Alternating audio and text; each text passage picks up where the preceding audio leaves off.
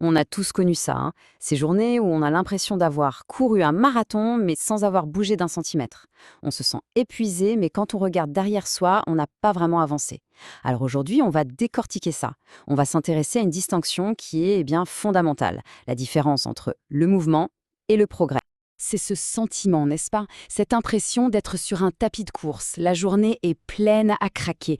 La liste de tâches, elle déborde. Et pourtant, à la fin de la journée, on a ce petit goût amer. On se dit, mais qu'est-ce que j'ai fait d'important au juste? On court, mais la ligne d'arrivée, elle, ne se rapproche jamais. Eh bien, cette sensation de courir sur place, on peut l'appeler comme ça, le piège de l'agitation. Et c'est un piège redoutable, parce qu'il est très très facile de tomber dedans. Le cœur du problème, il est là. On confond souvent l'épuisement avec la productivité. On peut finir une journée complètement vidée, lessivée, mais sans avoir avancé d'un iota sur ce qui compte vraiment. C'est toute la confusion entre être actif et accomplir quelque chose.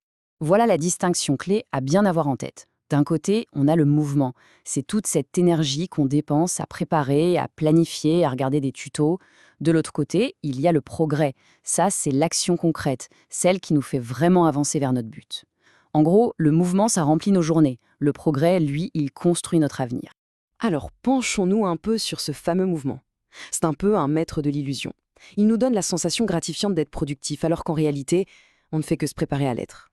On est dans les starting blocks, mais on ne court jamais. Ça nous parle tout ça, non? Passer des heures à chercher l'application de productivité parfaite, débattre sans fin pour savoir quelle est la meilleure stratégie à adopter. Ou alors, le grand classique, enchaîner les tutoriels sur un sujet sans jamais mettre les mains dans le cambouis, sans jamais écrire une seule ligne de code. Ça ressemble au travail, ça a l'odeur du travail, mais ce n'en est pas. Et cette citation, elle met le doigt exactement là où ça fait mal. La consommation passive, c'est un peu comme essayer de remplir un seau percé. L'information rentre, oui, mais elle ressort presque aussi vite. Notre cerveau, il a besoin de concret, il a besoin d'action pour vraiment ancrer les choses.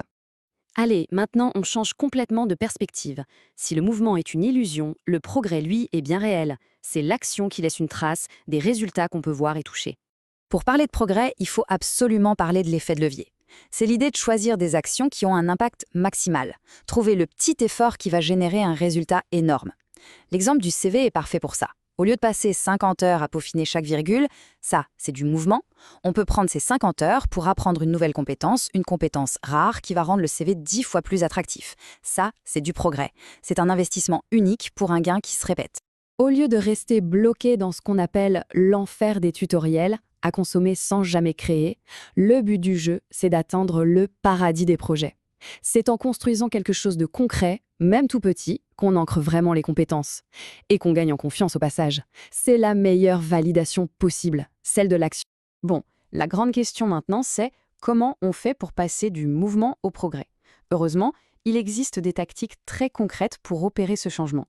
La première tactique, elle est d'une simplicité redoutable. Elle s'attaque à notre plus grand ennemi, l'inertie, le fait de ne pas commencer. C'est la règle de la minute. L'engagement, juste 60 petites secondes.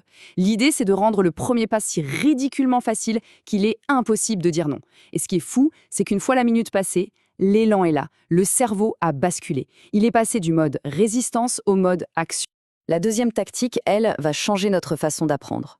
Relire ses notes, c'est passif. C'est du mouvement pur. Le vrai progrès, c'est la récupération active. Au lieu de simplement laisser l'information entrer, on force notre cerveau à aller la chercher. Comment? En se posant des questions, en essayant d'expliquer le concept à voix haute. C'est un effort, bien sûr, mais c'est précisément cet effort qui soude les connexions dans notre cerveau. Et enfin, un vrai changement de mentalité, penser comme un créateur. Face à un problème, au lieu de juste réagir et de chercher une solution à l'aveugle, on se pose la question, si c'était moi qui avais créé ce problème, quelle logique j'aurais suivie? Cette approche, elle nous fait passer de simples pions à stratèges. On n'attend plus les coups, on les anticipe.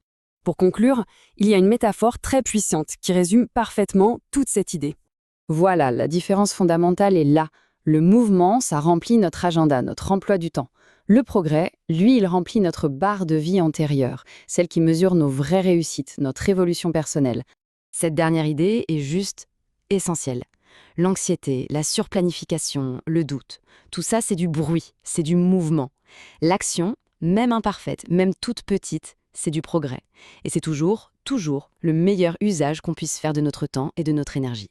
La question finale n'est donc pas tant qu'est-ce que je dois faire aujourd'hui, mais plutôt quelle est la seule action qui représente un vrai progrès. Identifier cette action et la commencer, ne serait-ce que pour 1 minute. Voilà peut-être tout le secret.